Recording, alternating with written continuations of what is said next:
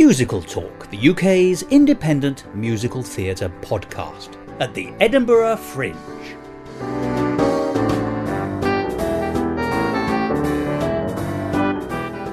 Hello and welcome to another edition of Musical Talk. I'm Thos, who was recently declared as the bronze finalist in the human race.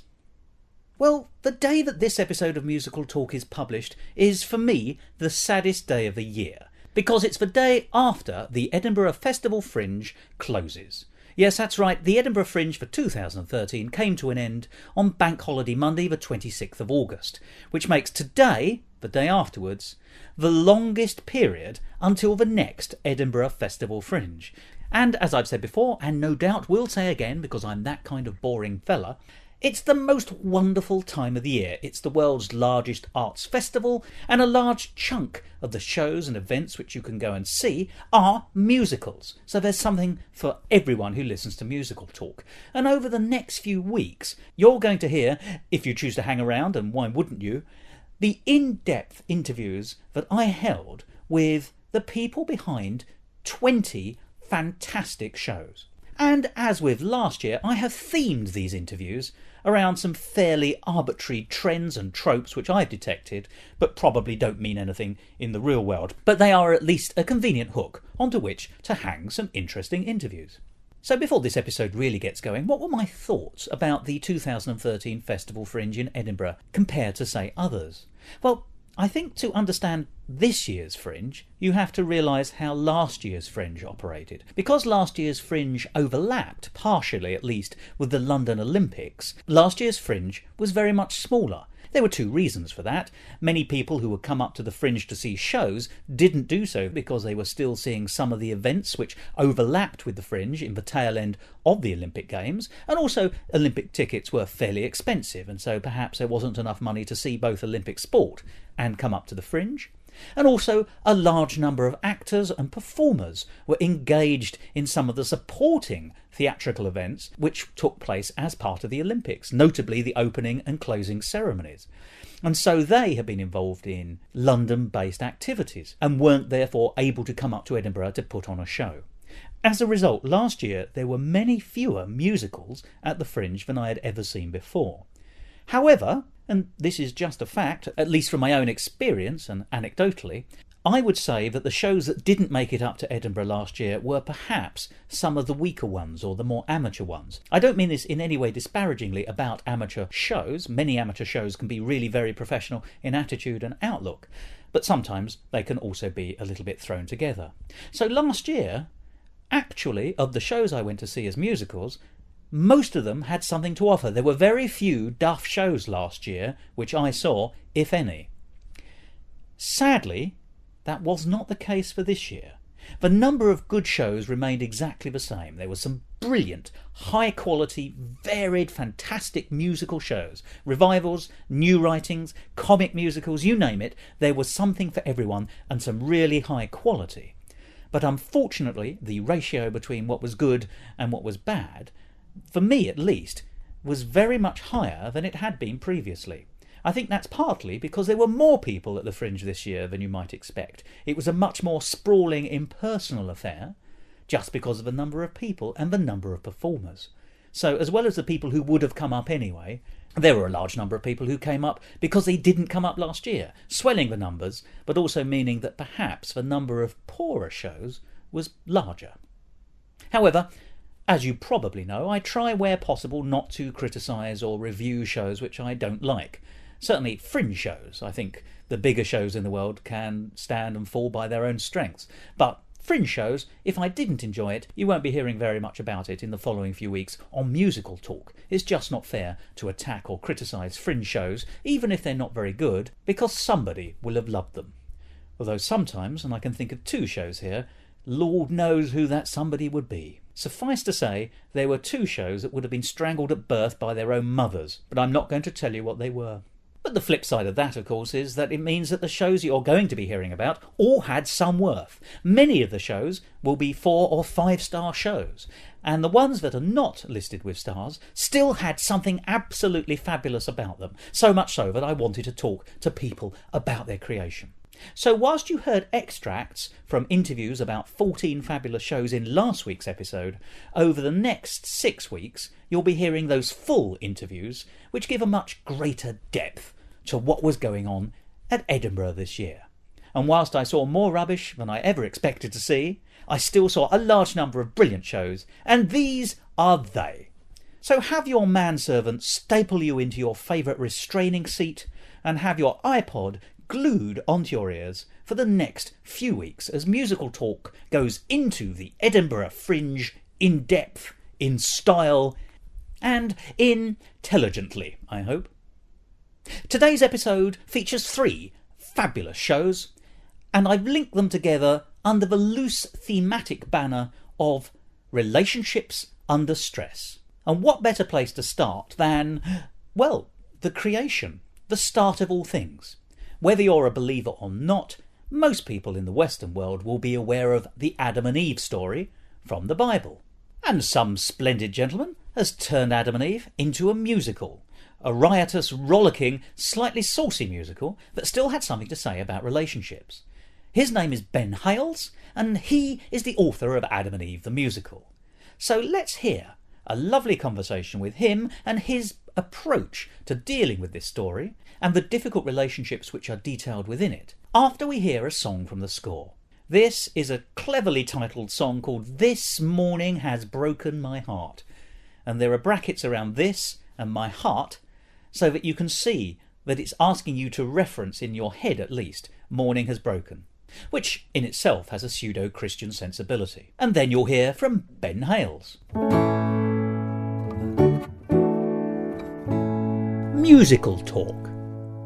This morning has broken my heart. This morning has broken my heart. I wish I could go back to the start. The morning has broken my heart. Love is a stranger, life is a mess. You get all you wanted, but you end up with less. Hiding from the sunlight, crying for the moon. The dawn is rising on the day without you. This morning has broken my heart. This morning has broken my heart. Desire is the devil, a beautiful tune. Gets stuck in your head and it leads you to ruin. I thought I'd be happy, but it wasn't true. Darling, sunrise means nothing without you. This morning has broken my heart. This morning has broken my heart. Oh, how I wish I could go back to the start. The morning has broken my heart. The morning has broken my heart. My name's Ben Hales, and I'm the writer and composer of Adam and Eve the musical. Now, I've just seen Adam and Eve the musical, and the first thing that struck me was, how shall I put it?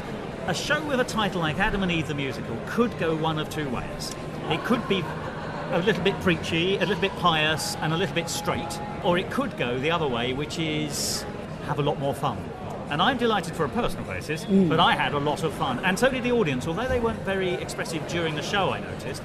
You got a tremendous roar of applause, and a sustained one of the longest, particularly as you have to march off immediately because you've got to strike the stage Yes, within it's about a 30 shame seconds. that, yeah. You can't really enjoy it, but the audience was sort of willing you for an encore, actually. It went on and on and on and Yeah. on and on. No, that was particularly good today, and that's what we hope for. I mean, I think you're absolutely right. When I named the show, it was sort of like, well, yes, this is one way or the other type of concept, because I'm certain there are in existence some very religious and very serious musicals on that subject, but that certainly wasn't my starting point. But I think what I really like about the idea is that it is about humanity. It's about people kind of recognising themselves in some way, and also this strange kind of reversal of viewpoint to meet some human beings who are perfectly articulate, really, or intelligent. They're just naive. Yeah. So it's new. I like that a great deal. I tell you what, I think you've done two things. Well, I think you've done a lot of things which are remarkable, but I think you've made two very sensible decisions from which all other decisions are built. The first is the fact that when one thinks of Adam and Eve and the story of Adam and Eve, we think of the actual moment of fall with the build-up to the apple. And this is actually the day after the apple incident, yes. Applegate, if you like. So it is, how do they cope in the cruel old world, having lost Eden, having lost paradise in the story? And that is actually a story which I think most people probably don't really know, because they know the bit up to the apple and the expulsion. And so that's good. So you immediately surprise people, I think, by starting with what they suspect would have been the ending, I think. Yeah. And the second thing I really like is, it must be a writer's choice, but I really like the fact that you portray Adam and Eve as teenagers. Yeah. You mentioned naive a minute ago. Yeah. And that, he's angry and he's sulky and he marches off and he wants to be alone, and he's a bit gauche. And Eve is a bit insecure, and she's looking for support and yet wants to reject all these things. That's my reading of it. Tell me I'm wrong, or no, I think that's right. But I think, although I've taken the literal story that we know, it's not. I'm not particularly of faith, but I grew up in the culture of going to church and everything, and I feel like this is the story makes sense as an explanation that particularly works for small people. But what I find interesting about it is, because it ties into so many other aspects of humanity. Like, I think that the adolescence thing is crucial, because really it's a metaphor. In one sense, it's a metaphor for the loss of innocence. Which is what puberty often is. Yeah, exactly. It's about becoming adults. And I think the interesting thing about Eden is the concept of it. I came to conclude, as I was writing this piece, that there was no way that it could have been. My theory is that God could not have intended for everybody to stay in Eden. That Eden was very much the womb or the childhood, and I think that puts a different complexion on what it meant to fall.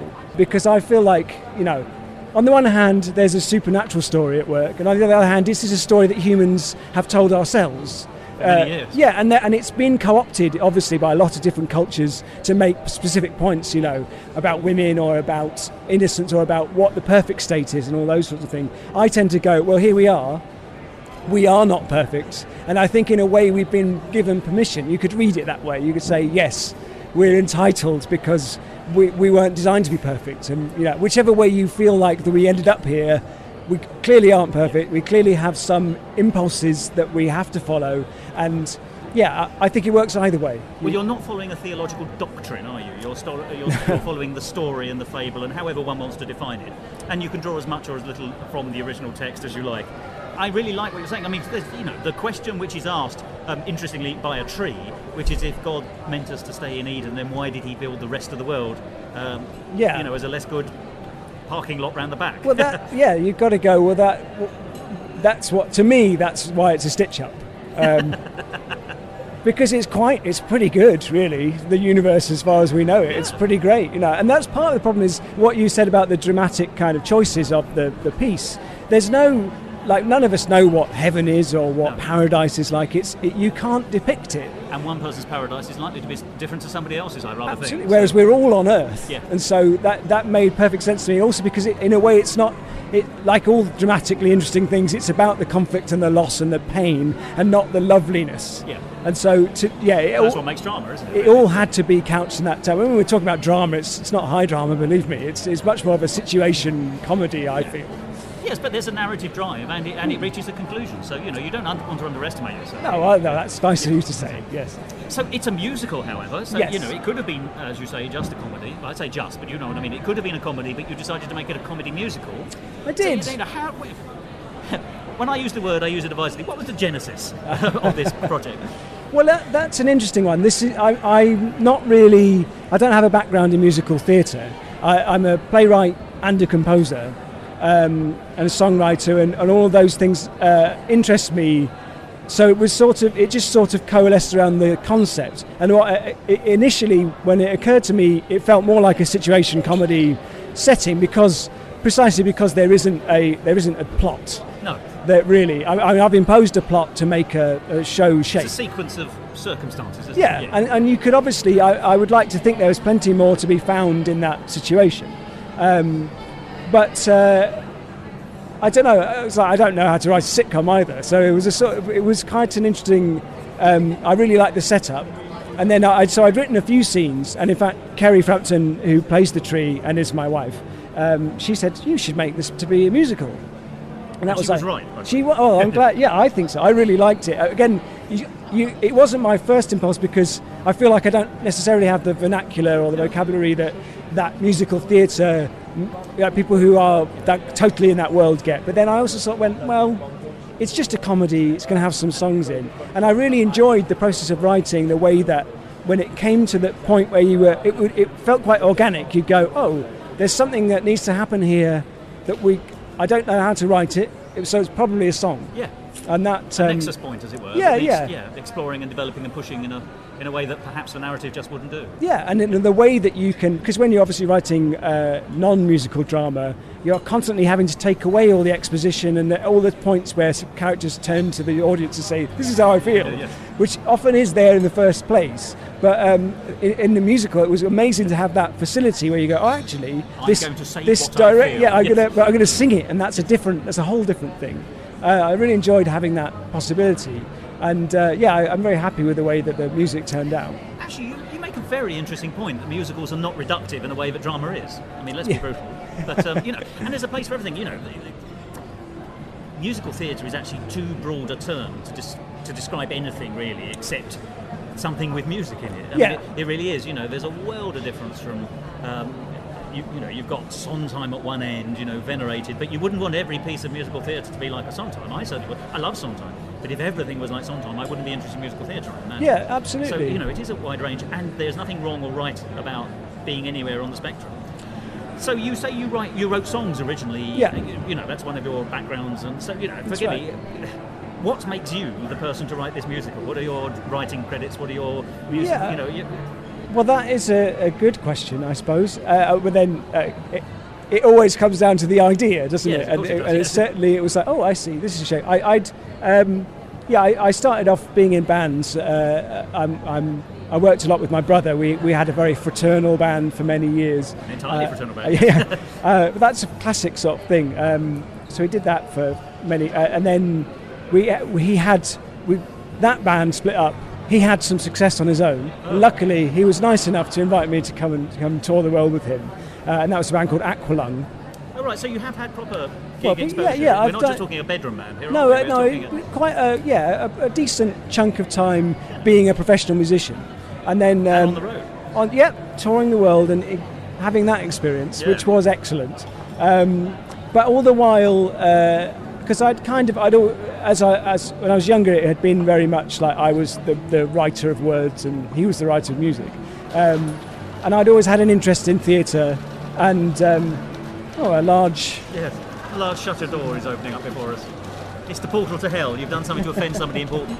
It's a good sound. You can use that. And in fact, my Splendid Productions, who is the company that produced Adam and Eve, is run by Kerry Frampton, my wife, once again, and she's been creating theatre for about 10 years, which has primarily been in the world of education and stuff, which but good stuff, not Legs Akimbo from League of Gentlemen. It's the need for good drama for younger people is very necessary because there's so much non-good drama out there. Well, it is slightly tainted, that world, and it which is wrong, but because she got me involved in adapting plays and things like that, because I was always very interested in the writing side.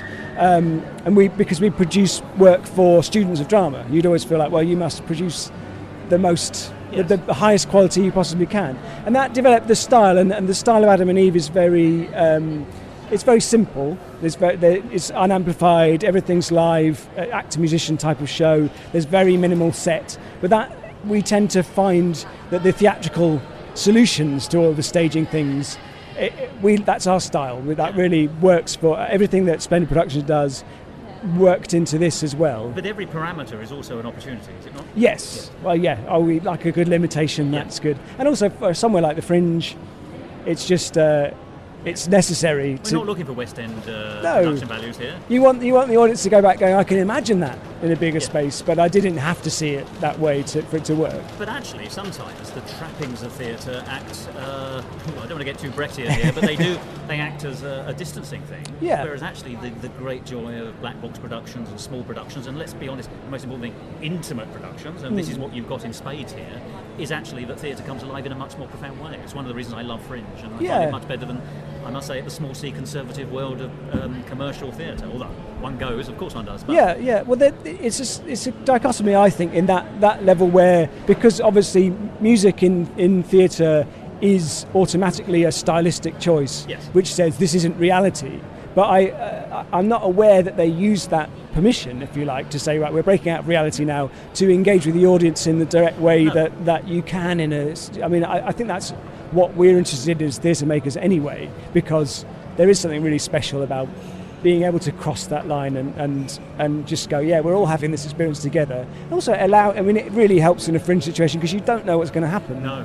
And one day's audience is different to another as well. Yeah. And something's going to fall down and there's going to be funny noises and we. I saw a version of Merrily We Roll Along just this week, which was fantastic, but some of the set fell down. Well, so, and that's the best bit, they surely. work around it, yes. Yeah. No, we have a moment where Adam is trying to kill a caribou and he's got a plastic stick and it just flew out of his hand the other day. Oh, did it? And, and didn't kill any members of the audience? No, it's a very soft stick. But you just go, I'm sure that the audience that day will be going, I love the bit where he dropped the stick. It's like, partly you go, why do I bother writing anything? We'll just throw it together on the day and it will work. But I tell you what you had today with the audience, I thought you had true engagement. There wasn't that much applause during the piece. There were for one or two show-stopping numbers, but people were really engaged with the story and the performances. And I got a real sense. I was about 2/3 of the way into the audience, and I could see, not obsessive, that's not the right word, but fully engaged, sort of total buy-in, which is great. why I think you had that sustained.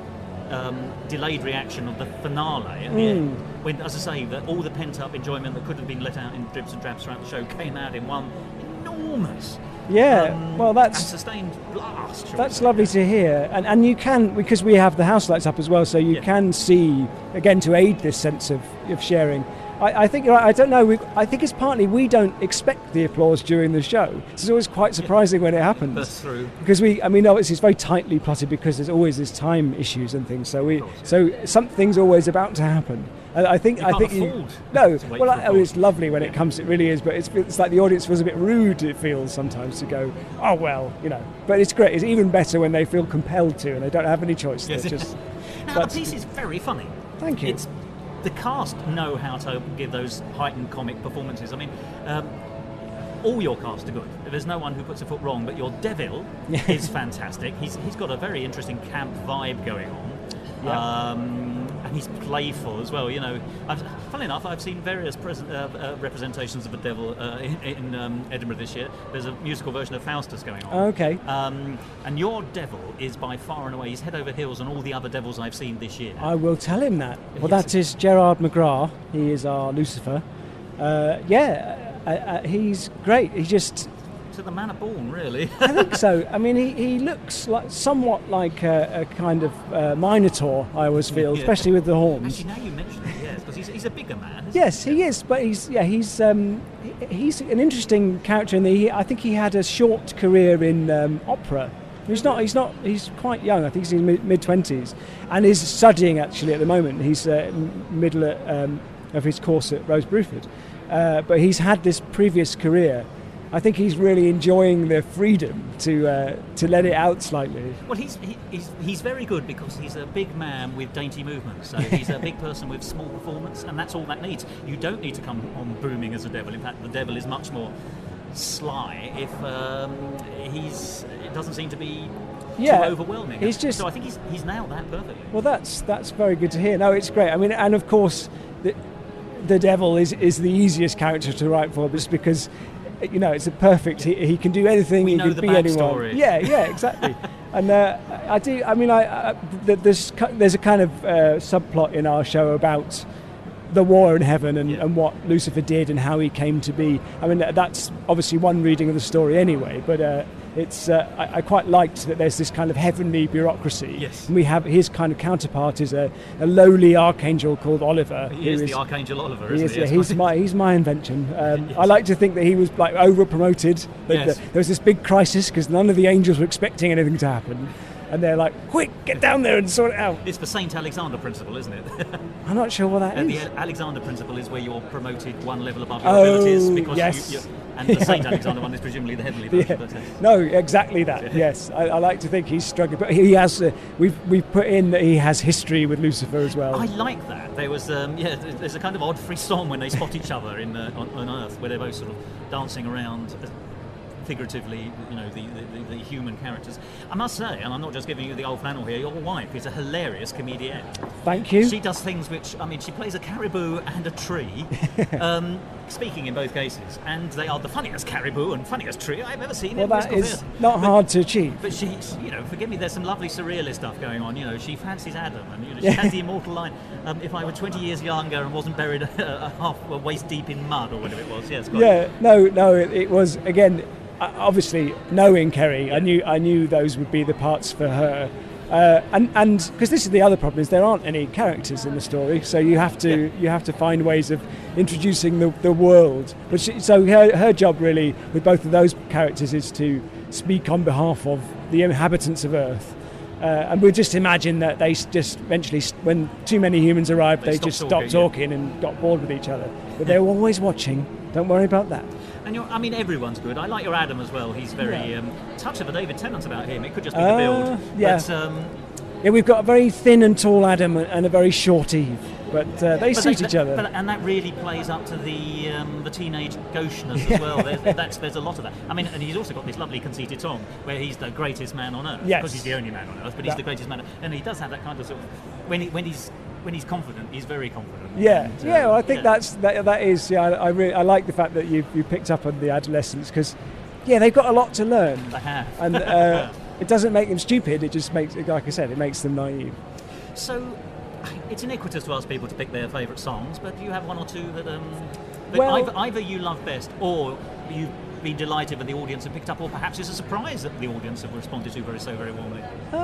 Well, the Greatest Man Alive, with the song you just mentioned, is probably the one that has a moment at the end where the audience is often, they get a little space to go woo, because it's all about Adam just building himself up. But it's a kind of slightly, I think of it as kind of camp 70s trucker song.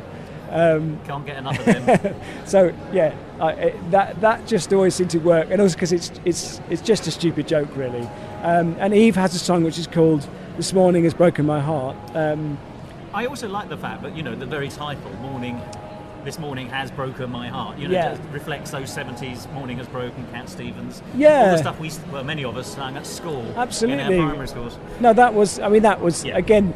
The title may have come first in that case, but the song came out really well, and that is the sort of moment of genuine kind of one-to-one honesty. There's not a lot of emotion, and there's a lot made of how they are having to learn to deal with emotions. But this one, you actually feel you are getting the human experience. So I really like that song, and Claire Marie Seddon, who sings it, does a lovely job on that. She does as well. It's the ballad of the piece in a way, isn't it, as well? Yes, it's where the heart is in many ways. Yeah. I also, you just mentioned there also the discovering emotions, which of course is one of the rites of teenagehood. Yeah. But in this case, they've also got the added complication of some of these emotions they've never had in the Garden of Eden, so they don't know what they are, not just haven't experienced them, they can't even name them. So Adam spends a lot of his time experiencing anger without being able to explain it except by grunting, groaning and moaning. Yeah, he's got no words. Yes. I quite like that, but partly that came out of also writing it wise. It was difficult because you couldn't refer to anything. There was no metaphors. Everything whenever they wanted to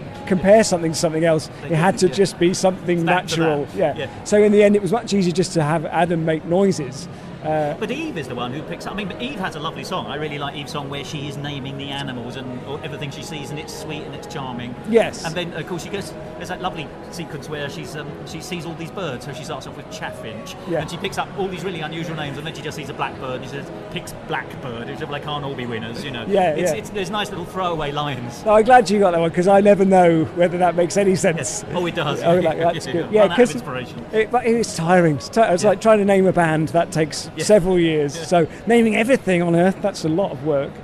It's a nice project, isn't it? Exactly, yeah. You've got plenty of time, though. It's a heartwarming, splendid piece, and the audience just loved it. They enjoyed it, they enjoyed the music, they enjoyed the comedy, they enjoyed the characters and the development, but overall it's just a lovely little gem. Thank you very much. And are there any ways of contacting you, or do you have a website so that people who can't make it in Edinburgh might be able to get some feel of it? Well, we're hoping that after Edinburgh will be some more life in the piece. I would like to think so. We're at www.adamandeve.themusical.com. And that's a real and, not yes, it's all. You have to type it all the way out. Yes. But there's a few of the songs are posted on the website, and hopefully there'll be news in the future. Jolly good. So stay in touch. Yes. Well, it's lovely talking to you. Best of luck for the future, and best of luck for the future beyond Edinburgh as well. I'm sure it's lovely, so it should. It feels like the start of something, definitely. As it was. Exactly.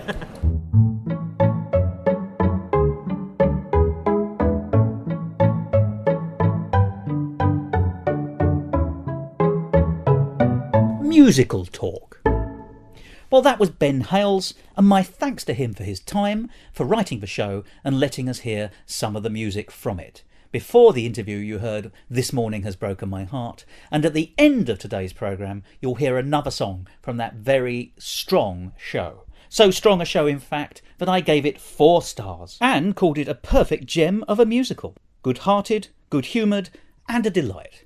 And so it was. So, where Adam and Eve discussed the forming of the very first human relationships, because Adam and Eve were supposed to be the very first humans, and of course we heard the difficulties that they had in forming those relationships, acting as they were like selfish teenagers, we now move on to our next show. It's another 4-star show, and it's unusual in the sense that we're going to be talking about another production of a show that we discussed on Musical Talk only a few weeks ago, because it's currently showing in London. Merrily We Roll Along has been garnering all manner of praise in its London production. But it was also on at the Greenside venue in Edinburgh, and brilliantly so as well. And if there's ever been a show that's been about failing relationships, then Merrily We Roll Along must be it. But the twist is, of course, that the relationships are about friends and not about lovers.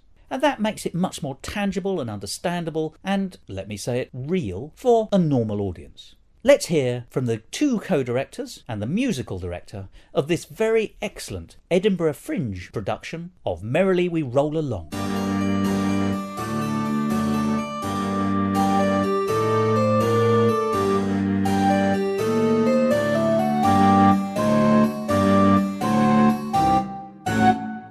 Musical talk. I'm William Gubbins and I'm the musical director. I'm Jessica Bard and I'm the co-director. I'm Matthew Holmquist and I'm also the co-director. And this is Merrily We Roll Along. Mm-hmm. So you are the 3 who have thought this through and have brought it to life along with your cast. Yeah. I'm going to start with the big question about Merrily We Roll Along. Is going backwards a good thing, a bad thing? And how do you approach that as directors and musical directors? Let's start with a difficult question. I think it's a great thing. I think it adds something completely different to a musical, and it's just very nice for an audience to know what's coming, especially when you have such a kind of optimistic beginning. Even though it's the end of the show, it means it gives it a completely different emotion to it. It is very difficult though to try and direct people to think about their character development going backwards. But I think degenerating. Yes, in a way, yeah. But it is difficult. But I think you just have to tackle it in the way that it's written, and then think about it that way. We've never done it in actual chronological order. I know some people have talked about doing that, but as a show or as a sort of rehearsal process. Yeah. Oh, I see. So with a couple of the characters, Beth, for example, I talked through with Devon, who played Beth, her journey from how it should have been in order, in chronological order, and she said that was just the rehearsal exercise to make sure that she can find objectives and stuff Yeah, she has the obviously, for misfortune of character. disappearing quite quickly because she's the first wife. Yeah. She's not in it for the run, is she, as it were? Yeah, no, she comes in later on in the first act. So. It's nice as well though, for the musically. You notice there's sort of often you have the little sort of motifs developing at the beginning, and then they sort of get built into another thing at the end, and it almost is actually done in reverse. So, for example, in Beth's song "Not a Day Goes By," when she sings it later, she sings "I've died day after day after day after day after day after day." That's the big one, and it's just, when it's sort of meant to originally be sung, but it's actually in the second act in the play. It's just done once by Mary, and it's those little details that it's not just the sort of structure of the acting that's reversed. It's kind of actually everything, and it's very cleverly written. Well, you can see the score getting less and less sophisticated as you sit through it as an audience, don't you? Because that last song they sing, "Something Is Coming," is relatively basic compared to that Frank. Of course. Well, to take the two extremes. And I don't know if you know the original version of "Merrily We Roll Along," because this was the rewrite from the 90s, I think, which everyone does now. But in the original version, there's another song beyond that, which is the Hills school. of Tomorrow. That's right, which is the school song, and as such is a rather, I have to say it, rather dirgy anthem. So at least this has got something. Yeah. I've got to ask you this: looking at the text, let's stay with it, going backwards. What does it give you? I mean, it allows you to peel off the barnacles of the characters. Yeah. But do you think? I mean, the problem is the characters, because by the beginning of the play, i.e., when they're old, they're not very nice people, are they? No. There's very few sympathetic characters. A few who've retained their integrity. There aren't many nice characters in that old-fashioned sense. Is that a problem for you as directors and musical directors? I don't think so. I think it's more exciting because you get to develop a character even further, because you're looking at how what's happened to them has changed them as people, and I think one of the main things, obviously with Merrily, it's looking at people and seeing how success has affected them. So, for example, you've got Charlie, who becomes big, but he still stays true to himself. I think he's the only person I would say Who's who actually genuinely stays true to himself throughout the whole piece. I mean, even Mary towards the end loses it. Yeah. And even though she's probably the nicest character in the show, but she does lose it. She's the most thoughtless in a way. Yeah, definitely. But I think Frank has a massive influence on her and her path, which is one of probably her flaws, being so infatuated with him. I think on a simple level, it creates jokes. That it creates little sort of subtle jokes that you get the punchline of quite a lot later, in a way that I haven't really seen in many other musicals. No. Sometimes the jokes are a lot more obvious, and it's there's these little things that I'm still finding. If you're concentrating. And it's been 6 performances, and I picked up another 2 today. Like little I'm still always finding always new discovering things. new things. That's I think that's one of the great things about Sondheim, is how intricately he writes. And there's always room for more. Well, there's so much very small details, which in my opinion what makes Sondheim one of the greatest composers, because it's not just your kind of basic structure. You have so many little intertwining things which, if you really think about, I mean, it was great because we went to see the West End Yes, one. I was going to mention that later. It's currently doing the rounds in London with stars being thrown. I mean, we thought it was very good, and it was very helpful to see it. But especially if it's weird for us when you're working on the piece and then you go and watch it, you see so many different little things which just make it even more enjoyable to direct, really, I guess. And I think still our actors, they're still finding new things to play with. I mean, we're taking it in turns to watch and help backstage. But even seeing it, I mean, I've seen it once before on the run, but the second one, they were finding new things, and then they're now sort of, I think, relaxing into the characters. They're starting to play the characters now, and not sort of the words. You know what I mean? And that's really sort of adding another layer. But forgive me, now, where do you come from? You're from Exeter University? Yeah, we're all from Exeter, And what are you reading, by the way? Well, we both do drama, and I'm a medic. Yeah. Oh, really? So the baton is, or pencil, as I noticed, I think it is, isn't necessarily your tool of choice in your profession later on. No, I guess. That's really interesting. But forgive me, you and your cast are young. That's nobody's fault, and that will sort itself out with time. But obviously, one of the big problems with this is that you have characters who start off 40 or thereabouts and work their way back to sort of late teens, early 20s. And they start off as these gnarled, barnacled characters. I mean, that's the best way of putting it, I think, to be honest. How easy is it for you and your cast, really, to find what they're going to be like or what they might be like, a phantom image of who they could be at 40 to project onto their characters. I ask this because I'm not absolutely certain the West End version completely managed to pull that off. I think the youth kind of works in a way, in that it's much easier to get older than it is to get younger. Yeah. Well, it happens anyway, doesn't it? Yeah. But I think also you can imagine what you'll be like. You'll be like in 20 odd years as a kind of worst idea. You can imagine. I think it's easier to imagine what I might be like in 20 years' time as a kind of not very nice person. Don't say that. As a bitter failed doctor. Well, but I think it's you've got the rose-tinted goggles of what I was like 10 years ago, even, and I think that therefore helps that we've got that youth to play with, and it's easier. Well, it's not easier, but I think it's a different sort of way of doing it than if you were starting with a sort of 40-year-old having to then dress down to mutton dressed as lamb almost. Yeah. Well, yes, it is difficult to carry off youth when you're old. Yeah. But it's But not then on the easy. other hand, it's not easy to pull off wisdom when you're young. Yeah. But There's I think no wisdom. It's all. It's the horror of old age. I can assure you. I think we've approached it through sort of the emotion of it and thinking, okay, if you've had so much happen to you, and then how that would mould your character, rather than worrying too much about the physical. Like, of course, with the Fringe, obviously it being the Fringe and not being able to have a massive set and a massive backstage where we can make them up and do all of that, we've had to approach it through more a mental process. Ways, yeah, exactly. Especially with a 5-minute get out. Especially with the 5-minute get With a out. 10-piece band. Yes, I mean, let's talk about it. I mean, forgive me, one of the first things you see when you come in, you see all these lovely posters from old musical shows and New York, and then you're, to me, enormous bands. And it's so lovely to see them not behind a curtain, because I've seen many bands, well, I haven't seen many, I've heard many bands this year, and then they briefly pull back the blinds at the end and everyone claps, and then they go back into their dark box. But you're there sharing the stage with your cast. That looks fantastic. Is it? Yeah, I think work for you all. Yeah, as though directors, we didn't want them hidden. I think the thing sometimes with bands is they should be not as appreciated as the cast, completely. And that's what we think. Yeah, I find there's a definite. It just from my experience is a problem that the cast and the band are always very segregated during shows, and I think what we've done, we've definitely integrated them very well with this show, and I think that helps them being on stage because they can join in. I mean, they actually get to watch the show as they're doing. Obviously, they're concentrating on the music, but they do get to watch it and share with the cast, and obviously we all live together and we're all mixed, so it's more of a one company than just we see ourselves as a company. I've personally played in many musicals behind curtains or under stages, and you don't really put the effort in, and you kind of goof off a bit almost. But the fact that we're all getting along, we are a big group of people, and we're on stage, means I can see it in their eyes. They're concentrating, really hard. They're giving me everything, and they're not kind of letting down the cast. No, which not is at all. I think they're top notch. I have to say, I enjoyed it very much. It was a beautiful sound. It came across with crystal clarity, and.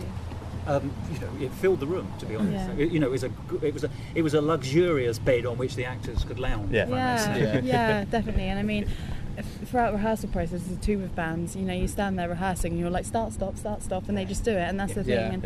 And you should never underestimate that, and never not give them the credit they deserve. And why shouldn't the orchestra also get the same response from the audience? By which I mean, actors don't work in a vacuum. No.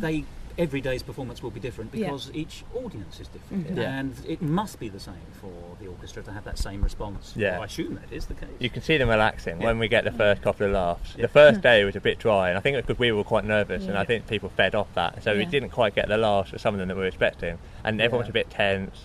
But sort of we're coming to now, it's being sort of good audiences, and people and you can see them relaxing, and they're kind of going with it and playing with the music again, as opposed to just sort of looking at the notes. They're actually being musical and thinking about how it all fits in, which I think just makes it a better show. Got to ask, I'll just stay on the music for a bit if I may. Sometimes a great one for using discordance to suggest nervous breakdowns or failures of relationships, and of course you have to get that across in a way that doesn't look like an error. So first of all, how best to do that, and secondly, can I ask, I mean, forgive me, how difficult is a Sondheim score to perform? I know as an actor it's hard, but for you as the musical director in front of all your... Well, one of the reasons I got involved with this, I'm actually a jazz musician by choice, and this is, I would say, his most kind of jazz influenced one, and a lot of the discordances are sort of heavily couched in sort of jazz discordances like ninths and sevenths and that kind of thing, especially in this one. And the guys in the band are all from the jazz orchestra I play with, and I was MD of that last year. So they're all quite used to they're all quite used to the discordance I like. So it also brings a flexibility, presumably, having a jazz background. You know, it's not just I'm paying this is such a horrible generic statement to make, and it's wrong. But certainly historically, I'm going to hide what I'm about to say by claiming this is what it was like in the past. But pit orchestras were sometimes a bit rumpety-tumpety because that's all they needed to be. Whereas it sounds to me that you've actually got people who are already more flexible. That's it. And I've been taken a bit of license with it. For example, the drum part in the written is very much back to all the way through, and I hate that personally as a pit drummer as well. And so I've made him change it. I should have made more of the samba, for example, in Franklin Shepherd Inc. I made that much more samba to give that kind of difference and that kind of thing. And I feel that has helped, therefore, make it a more sort of flowing and that the discordance fits. Yeah, as opposed to sort of just bashing away like a march the whole time. Sometimes it can be like. I love Gilbert and Sullivan, but there's a touch of that in that. Yeah, exactly. So, forgive me, as directors, you've sat down with your cast, and how do you get your cast up to speed? Because, as you say, every word means something, every layer, and then there are the in-jokes. There's a lot of other musical theatre references. Yes. God, with Sondheim. That sigh, I think. Yeah. With Sondheim, I think again what is great about it, it really tests your cast. To be able to pull it off, you have to have spent a lot of effort learning like counter lines, just the lyrics in itself, the speed of the lyrics. Franklin Shepherd Inc. is a patter song par excellence, is it not? That was actually when we were choosing the musical. I'd seen Merrily before, and the one thing that stuck out for me was Franklin Shepherd Inc. I remembered that from when I saw it, and I thought, there was that great musical with that song in, and that's originally how we came to it. And it is difficult, but I think you just have to put the work in. You just have, even though it's tedious and boring, you just have to get people to keep going over their lines, bashing. Going over. It is so crucial because Sondheim is so based on diction as well. Like everything, it's just a lot of practice and a lot of training for that. But with the lines as well, I think what's really great because it is so intricate is because you do find new things, and I think for actors themselves that is very. That's very exciting for them to read through it and think, oh, that's clever. There's something to do here. Yeah, there's some people who like Will have just kind of like backstage and heard something, gone, oh, that's funny, and then carried on. So I think it just makes it more exciting for them. It's just much more of a challenging beast, I guess, than a lot of other musicals, I think. I feel we'd be remiss as well if we had the help with the learning of the sort of songs from this guy Jonathan Wood, who's another student who's sadly not here, although he is here with the National Youth Choir. He's the National Youth Choir performing, and he's a fantastic singer, but sort of a classical singer. So he worked with them before I did much more on the sort of getting the notes and the diction, and then it meant that when I sort of turned up, having done my medical end of year exams, I was actually able just to kind of put it together, and he'd done an awful lot of that work and getting them to think about it classically before we could then take it apart a bit into sort of musical theatre sort of way. So your foundations were there? Exactly, very much so. I think the classical teaching really, really helped because it's so much more of a methodical way of looking at it rather than as a musical theatre way, just kind of, it kind of sounds like this. It's much more technical, and that's he was such a big help with the cast before we came up. But I just think the cast have been brilliant. Cast of 10.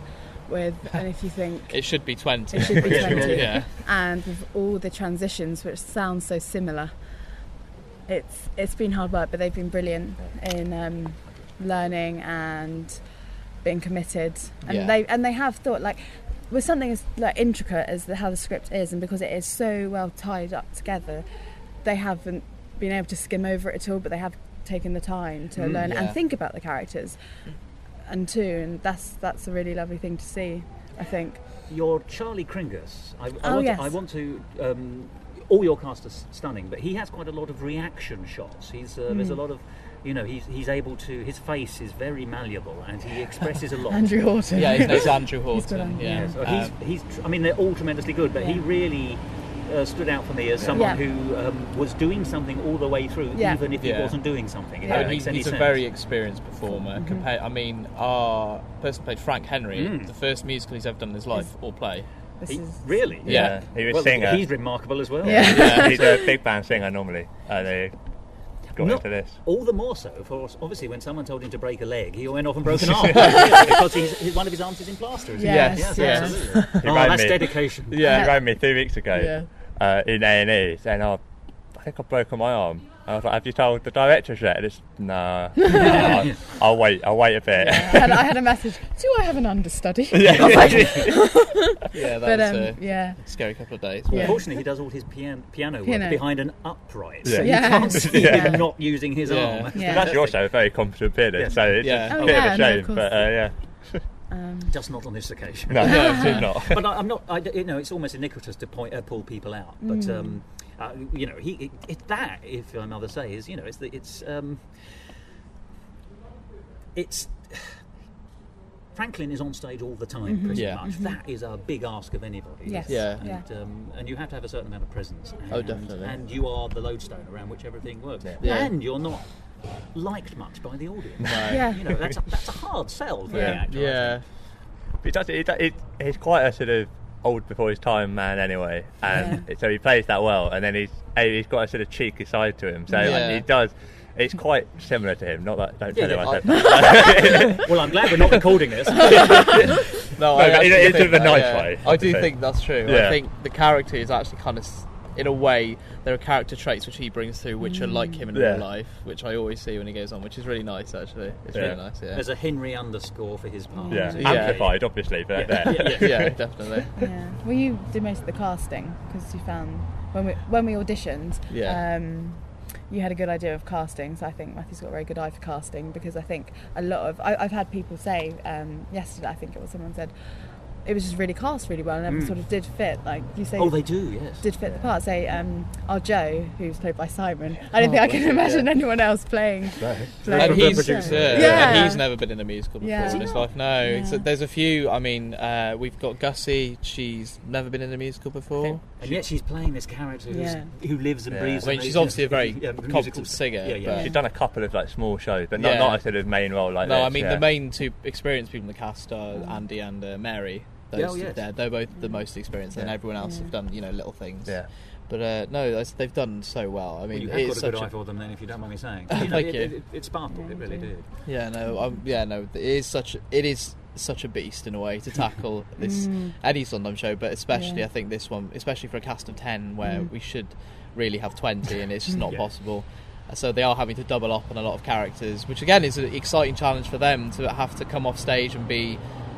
In a minute, someone else. Different accent, different person. It is good fun. It's a lot to think about. Yeah, and there's a lot of costume changes as well. I mean, Gussie seems to come on in a different frock every time. Let's be honest. Or a trouser suit if she's in the 60s. For the Blob. Always like to hear the Blob. It's a good song. Oh, the Blob's great. Yeah, we had a lot of fun. Tough. Well, I was going to say, as an audience, you always want it to last longer. But I imagine as in the orchestra, you want it to last less. I dread it when it comes, and I'm happy when it's done. You're not serious. Yeah, no, Jessie has to take. She did the choreography for that. Oh, number. did you? Yeah. It works really well because they do become this. I mean, their last word in the song is gestalt, isn't it? And they are this kind of gestalt entity, arms flailing, but they are a blob. They come rolling on. And of course, I love the narrative parallels with the very first scene you see Frank in is a Hollywood party where he's surrounded by hangers-on, and they all turn out to be vacuous losers, and you can see that actually. That nothing has changed in society, but they have. It's like their perspective, isn't it? Exactly. Where once it was something you really want to attain, by the time you get it, it's all hollow. Yeah. That is a lesson for us all there. But I mean, but the book is so strong anyway in this. I mean, it's I've always loved it, and you just can't believe it was a failure when it first started. No, completely. In '81, I think. Yeah, although that was back when their costumes were T-shirts with their names on and stuff. Frank's best friend. Stuff like that. Yeah, it is. So. Bearing in mind it's so complicated, when did you start? When was the idea to bring Merrily to the Fringe this year hatched? 1978.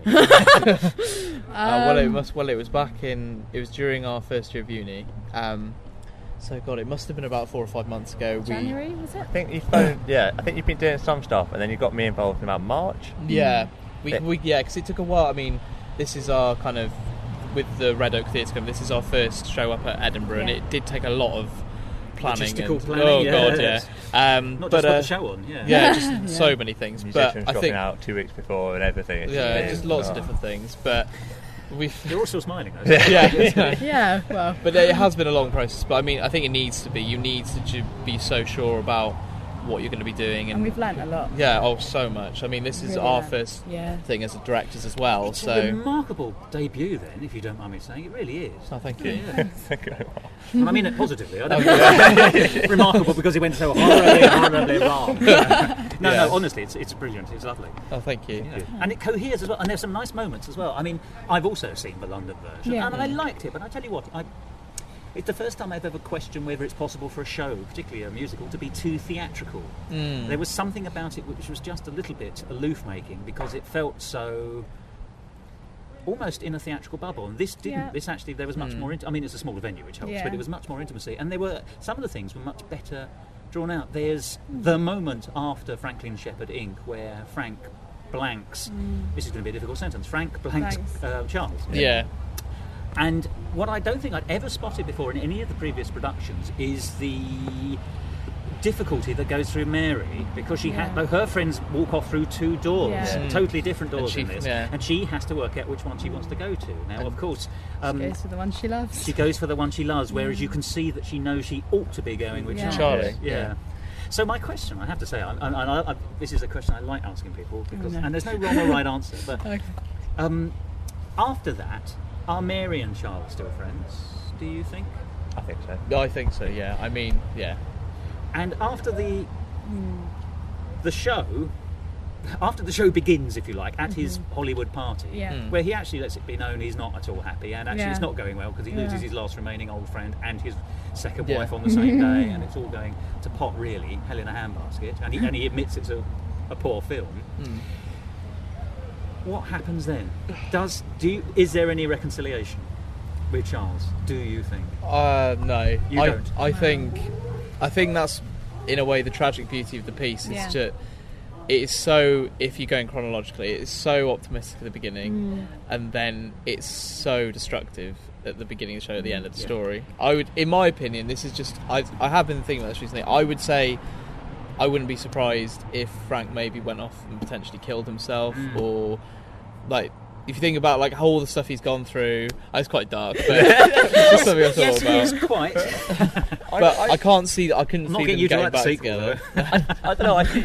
I see flashes in it where he's realised, like when and he said the lost unbearable. I know he said it's Saki, but and then he kind of says, "I wish I'd give it all back." I don't know. Part of me hopes maybe that he would that's a better try and reconcile with Charlie. Like he should, if he's not too much of an idiot. That he has been so far. Frank. Yeah. I think he's so set in his ways. He can't. He knows he should have changed, but he can't. Yeah. Yeah. That's the tragedy of his character, really, because he is such a nice guy, really, underneath at the beginning, and he has good intentions. It's just. Well, he said it himself. Yeah. He said, I've said yes when I should have said no, and I've done it over and over and over again. Yeah, and it's been told to go on that boat, not going to see his friends. It's everything. It's him not saying no to the people around him. I would say it's just like key decisions, isn't it? It's Yeah. key decisions which seem minute at the time, but when you take them all into context of the whole story, they're major points. Yeah. Well, I find it an odd sort of theme, really, because you're putting on a musical about writing musicals and then everything going to pot. Yes. Yeah. I've also always been terrified when they do their little jokes about the critics at the beginning, and that's it. I thought that this morning. I found it very funny. Because it's true, of course. Well, no, fairness. What is I can say this as a reviewer, but we are parasites. You do all the work, and then we come along and tell you whether it's good, which is nonsense. Absolute nonsense. Just one person's view is no better or worse than anyone else's. But I did happen to like the show, so mine's clearly good. Thank you. Thank you. Yeah. No, it's really interesting what you were saying, what you thought about Frank, because of course in the original version, when he goes back to do the sort of the prize giving at his school, where they sing the school song in that dreadful dirge, and then he gives a speech, and he finally acknowledges Charles Kringus for the very first time. So in the original version, there is at least some sense of redemption. I can see that actually it is the tragedy exists better in this one. So I suppose there's no right or wrong answer to this. But I'm always fascinated because I love the first version and I like this version. But they are different. Yeah, they're two different stories with the same characters. I haven't seen the first version, so I don't know. Yeah, no, it is. Yeah, it's just the beauty of Sondheim. It's just very interesting stories, very interesting characters. And it's moving. Oh, it's yeah. moving. It's so moving. We saw yeah. one of our, because we rehearsed in Brixton before we came up here, and In Brixton? just in Yeah. London So for a you're, few you're days. Exeter and Brixton and Edinburgh. Well, we were trying to needed find a space Yeah, we needed a closer. space because most So we people ended up in lived Brixton. London, so we ended up in a space in oven. Brixton. Yeah, The hottest place. It was we've ever very been warm. in. yeah, the sauna rehearsals we call them. Yeah. But we had, and some people that weren't able to make it up here, they came to see it.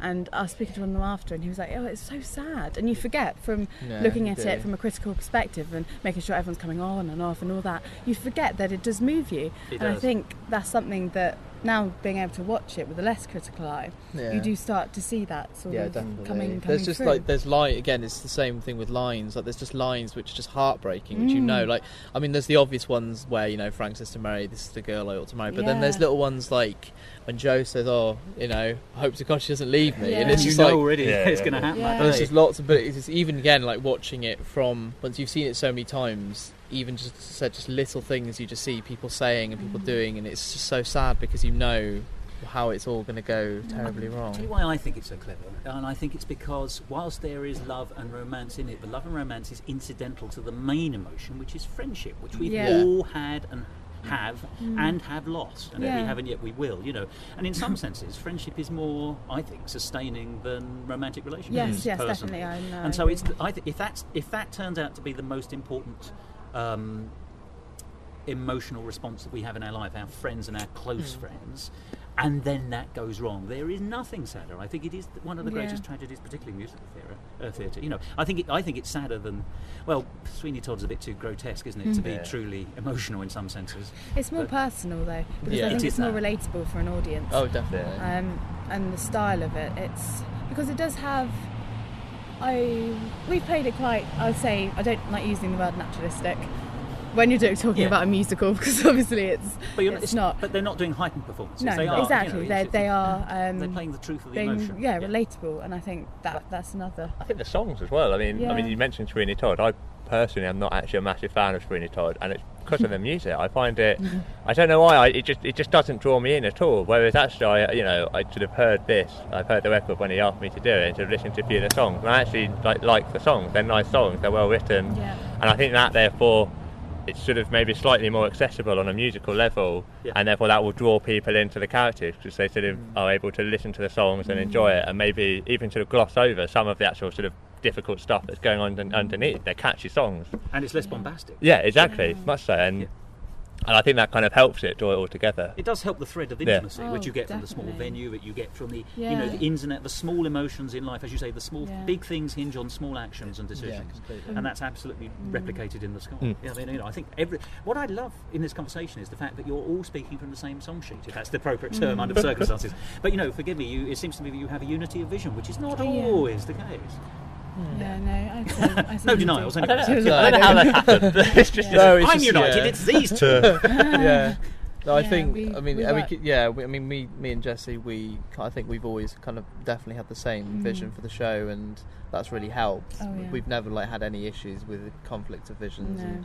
and said Will the same. Like you've all come into it and kind of seen the same thing, which has been really helpful. I am acutely aware that I'm standing in, having just seen a show about two male friends and a female friend. I'm standing in front of two male friends and a female friend who have been working together to put on a show. Do you Where is this identify going? with any of the characters? Seriously, of the main three, do you? Because I don't. Right, let me lay my cards on the table. Okay. I always say this, but I see a lot of Charlie. I feel for. He has the integrity. Maybe this is self-flattering, but and I fancy myself as not a good, but a writer, that kind of thing. So I see Charles as the man who feels the hurt. Yeah. And he has the anger, and he represses, and all those things actually that makes him. He's not, but it make him British actually. Yeah. Yeah. No. I think I'd say the same with you. Like Charlie for me is the kind of most relatable character to myself. I'd say I'm definitely like the thing with Frank. He is so kind of charismatic and just there's something about, whereas Charlie's quite kind of nerdy and reserved, and Yeah. I think that's Complex, a lot more actually. relatable for a lot of people. I mean, there aren't as many Franks in the world as there are Charlies, I'd say. It happens to us all. Yeah. Let me say, thank God there are not so many Franks. Yeah. Although there are an awful lot of charismatic, weak people. And that's his character. His principal characteristic is his weakness. Yeah. So none of you are now going to say you fancy being Frank. I can see it. I can certainly see elements of it. I think they sort of, sadly, like not being able to say no to things. Playing the piano. Yeah, it's maybe that's why I hope for the redemption at the end. Whereas you're quite happy for him to be miserably in himself. Yeah, maybe. Yeah, at least Mary. I think,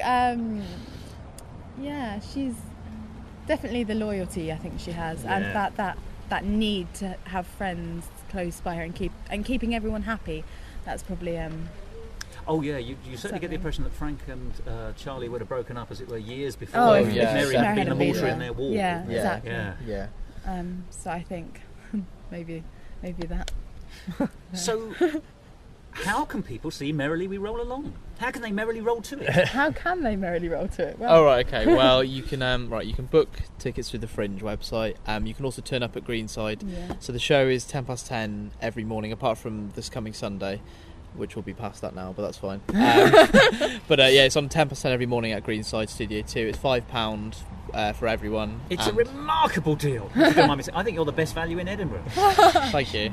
Well, to be honest, that kind of came from because I've done the Fringe the last 5 years, and it is such an expensive thing to do. Not just as a performer, but as just someone. Just you spend so much on travel, you spend so much on accommodation. It's so expensive, and it just seems such a shame to be charging. I mean, there are lots of shows who deserve to charge £18 for their shows, but for us who this is our first kind of show, I felt we didn't know if it was going to be any good either. No, exactly. Until Monday, really, the first show on Monday, because the tech was just chaos. But tech's are supposed to. I know, but it was the first show we got to the end of it. I was like, Greenside actually, it's quite good. Yeah, Greenside. It's a lovely venue Lots out here. of- Isn't it? Many nice. thanks to them for But no, we didn't think it was right to charge a lot of money for it. And do you have a website?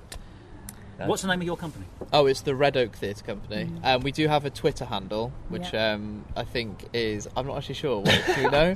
It's maybe Roll Along 13, I think, I maybe. think it's Roll Along 13 if you'd like to tweet about us. But no, we don't have a website. We're quite a newly formed company. So But you may yet. So if people search for Red Oak. Yeah, something should. Yeah, well, they come up with the show. I mean, we still haven't actually got round to making a proper full official website or a Facebook page, but we've just been so concentrated on the show. Yeah. So will you be doing anything else together then? That must be the next question. Well, I definitely want to do more things with the Red Oak Theatre Company. It was kind of like my brainchild, and I'm definitely going to be doing things. It's definitely in Exeter next year.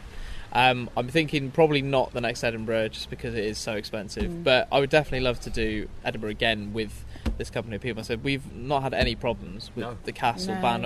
That's, I mean, we've done a lot of shows. Touching wood, yeah.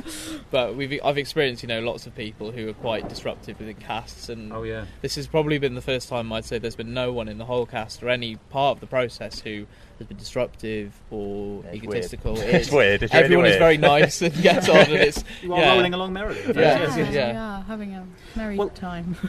May I say, it's been a real pleasure speaking to you. It was a real pleasure seeing the show. It is a great testament to you, and it is, it's an exuberant joy. Thank you very much. Cheers. Thank you.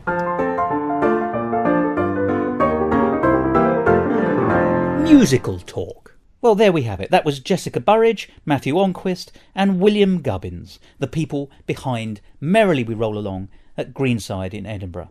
I absolutely delighted in this show, and, as I've said, I gave it 4 stars, and for me, I enjoyed it more than the London production. I have tweeted about this online, and you can find me on Twitter using my address, which is @musicaltalkthos, should you be interested.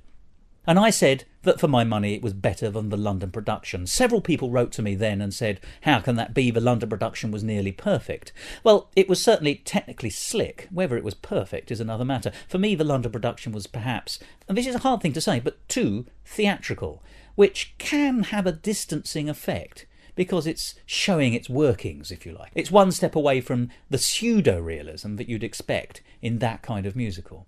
Whereas the Edinburgh production, being in a smaller venue, being a little bit more ornate and small, just had that sense of connection which made it a stronger emotional piece for me. You may disagree, or you may agree. Really, those are the options available to you. But there's no doubting that production of Merrily We Roll Along was a vibrant delight and fully deserving of the 4 stars. Well, now we move on to the last show that we're going to be discussing today, and after 2 4-star shows, it's entirely fitting that we should have a 5-star show.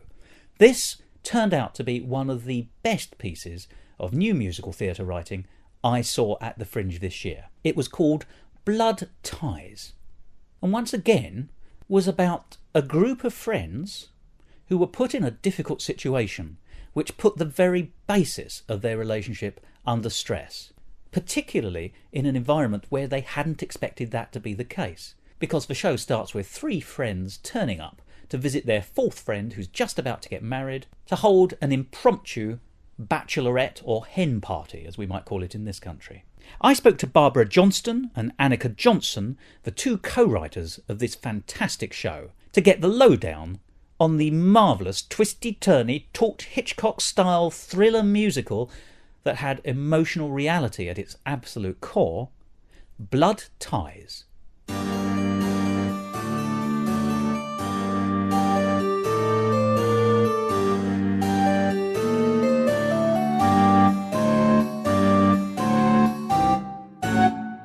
Musical talk. My name is Annika Johnson, and I am the co-writer of Blood Ties, and I'm also playing Sheila in the show.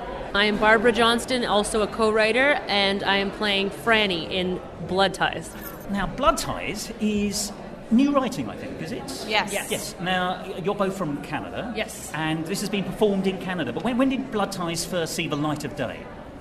Well, Barb and I went to theater school together. We studied acting, actually, and in our final year of school, we'd spent 4 years doing straight theater and living in an environment that really only valued, the classics. Drama. And we had connected early on over our shared love of musical theater. And in our final year, there was a festival held at the school for new work by students. And we agreed to join forces to write a musical and finally get to do what we really loved the most. So the first draft happened 5 years ago while we were in school and was presented in a workshop at our school. Still called Blood Ties at that stage? It was called Blood Buds then, which is actually a name drawn from the true story that the show is based on. Oh, right. I didn't know that it's based on a true story. Oh, yes. Oh, right, okay. Yeah. It's a story you knew about already and thought that's right for developing? Well, it's a story that right before this festival came up in university, my mom sort of casually mentioned this experience she had with my father and 2 of their friends cleaning up after her uncle who shot himself in the head, which is something I'd never known about. And she sort of mentioned it, oh yeah, this one time when we were in university, your great aunt's husband, he just went to the bathroom and blew his brains out, and they took the body away, but nobody cleaned it up. So your dad came over, and we spent the afternoon with 2 of our friends cleaning up the mess and trying on his clothes, the deceased clothes, and we just sort of laughed through the day because we didn't know what else to do. Real gallows humor. Yeah, exactly. And we went out for beers after and called ourselves the Blood Buds. And I thought I couldn't believe I hadn't heard this story before. I have a very open family. I know a lot more than even I'd like to. And this is something, though, I wanted to know, and I did. And so I asked my dad. He said, oh, yeah. It was so weird. I remember the brain was gray, and it was really hard. And he got into some details. And I approached Annika, who had mentioned wanting to write a musical. And I said, look, I've got this story. I want to write a play. And I said, why don't we, we're macabre, and we like Sondheim. Let's make a musical out of it. But right, let's get on to the plot then, because I think the story is that some friends have turned up at a bachelorette or a hen party, as we call them in Britain, to surprise their friend who's getting married, Sheila. Yeah. And then they discover her in the process of trying to clean the bathroom post-body being removed, which ties in so much with your story. Yes. But what I love about this story, and we'll talk about the craft of the music in a minute, but just for narrative, is it feels like a Hitchcock film. It has that sort of tense, tight, twisty-turny nature as well, that, you go in and then suddenly the rug is pulled from under you and you're suddenly in a different circumstance, and then that develops, and then the rug is pulled from under you again, there's another twist, and then it looks like that twist is in some way going to unravel again, it looks like someone might have set somebody else up, but are they going to be found out in the process of doing so or not? And so it's like a serpent. Yeah. It moves all the way through and it remains tense. I went in not knowing what to expect, and for the first couple of minutes, it's light-hearted and frothy and jolly. And I don't mean that in any negative sense. I mean that in a positive sense. And you as an audience are lulled into a false sense of security that this is going to be a cheerful, happy, perhaps a bit of excitement at a party kind of musical, and then we're in something completely different. So how did you take the circumstances, which I take were not sinister, no more sinister than they appeared in real life, and turn them into this Hitchcockian plot? And I use that as the highest praise for a story. Well, I really do. Well, we both have always loved, myself and I think Annika too, have always loved mysteries, like really been attracted to them, and we weren't sure if we could stretch the basic premise of 4 friends cleaning up after a suicide into a musical. We figured we actually started writing that, and realized that we weren't mature enough writers yet to write a situational show that was just about relationships and how they get challenged by this brush with death. We just weren't good enough to do it. And so we started thinking, how can we make it a more plot-based musical? And what kind of plots make us excited? And this occurred to us, and we started constructing it piece by piece by piece to think about how to make it completely airtight. It was really hard and really fun. Yeah, and we always sort of thought, because it's a mystery, to write it is a whole different thing, because things have to line up, right? In a way that if you're writing a sort of a situational, story, things don't have to be, the puzzle doesn't have to fit together. So it added a challenge. Loose ends in real life, and if most stories reflect to real life, then loose ends do occur. Exactly. But in a murder mystery, it has to be airtight. Exactly, and that's been our challenge, and we really just let our imaginations go. Like, we let ourselves, partly because we're actors ourselves, when we read through it, we get into it, and we sort of try to scare ourselves, like how scared could we be, or how moved, or how betrayed, or all the emotions we try to convey in the show. You can almost workshop the narrative itself. Exactly. Your skills, you bring those skills to it. That's interesting to me, actually, that you're actors first, and then that you use that to inform your writing. Yeah. That's quite interesting. I mean, there's an awful lot of actors who then go on to write because they're trying to create roles for themselves. Yes. But it's interesting to me that in this case, you've done it. I mean, you said you didn't have the maturity to write what would have just been a character piece. In no way, when I say just, you know what I mean? That iteration, which might have been just a character piece. But I think you do have the maturity, because clearly you understood what your, not limitations were, but what the parameters might be and how they could be better or bigger or bolder. Are you happy with the fact that you have turned a real life story into this, I think, fantastically taut? We're delighted. Thriller, almost. Oh, yeah. We've written exactly the kind of show that we would want to go see. Yeah. Especially, we're so thrilled More that we than could... You've written exactly the kind of show that I wanted to go and see. That's importantly. Yeah.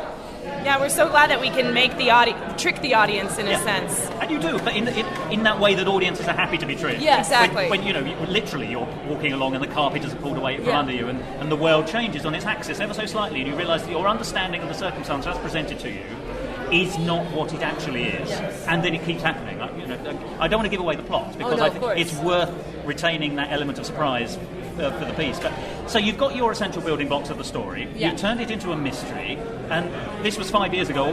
When was the mystery element completed, would you say? This next step in the development.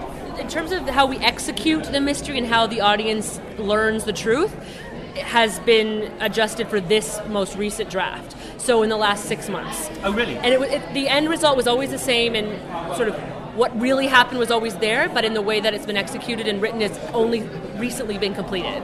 And we're finally happy with it. It was the one element, we had elements in our show we've always loved. There are songs from the original draft we've rewritten. We've added many, many songs that were not in the original and taken out songs that were. But that one element of how the truth is revealed has taken 5 years, and now to get it right. And now we're happy with it. But it is now right. It's now right. Yes, yeah, it is, yes. It's right now. Forgive me, that's very interesting. And obviously, as you were developing the narrative, you were writing songs at the same time, or did you want to get? So it wasn't a case of get the story airtight and then put the songs in the right sort of nexus points. We figured out the story, the basic story, and it divided into blocks of action, and using our knowledge of how a musical is traditionally structured, figured out where we wanted certain kinds of songs. But then, because we were working intuitively, because we're trained as actors first, we had to sort of emotionally find our way through it to get the songs right and to develop the songs in the right way. And I have to ask you, writing in partnership is sometimes difficult. Did you see eye to eye all the way through? I'm not asking you to wear dirty linen here, but I mean, were there moments when you say, I think we had this song, and then, no, actually I want this song, and then it turns out actually you wanted a different kind of song again, or... Well, Annika and I,